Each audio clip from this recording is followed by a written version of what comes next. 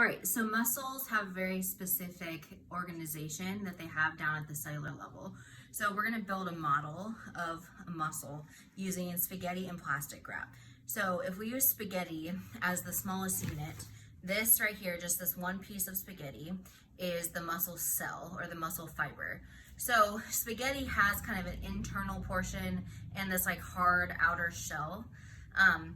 And so the internal portion of this would be representing, my little doggy here, would be representing the muscle cell, and then the outer covering around it is the endomysium. And all muscle cells in our body, whether it's skeletal, smooth, or cardiac, have this same type of structure. Now, if it's striated, it's most often skeletal muscle that have this organization a little bit more than the others. Okay, so then you take a whole bunch of these individual muscle cells and they are grouped together in something called a fascicle.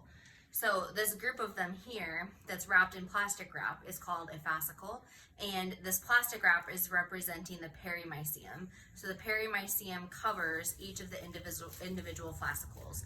So as you can see, I have 6 fascicles right here. So then the fascicles then are organized into a bunch like this, and then they have another covering that goes around the outside of that. So I'm going to use another piece of plastic wrap.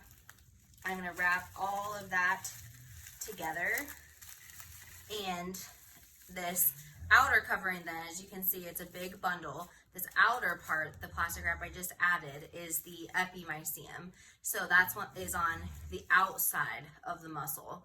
And all of our muscles are kind of contained within individual chambers. So if you've heard of people having compartment syndrome, especially in their legs, if they get damage to their legs and they have to cut the fascia so that they can relieve the pressure, that's what they're cutting, this like epimysium that's on the outside of the muscle. Because within the inside here, there's blood vessels and nerve endings and all of those things that we need to supply the muscle so that they can contract. And then remember, at the ends of the muscles, then we have tendons, and the tendons then connect these muscles to our bones.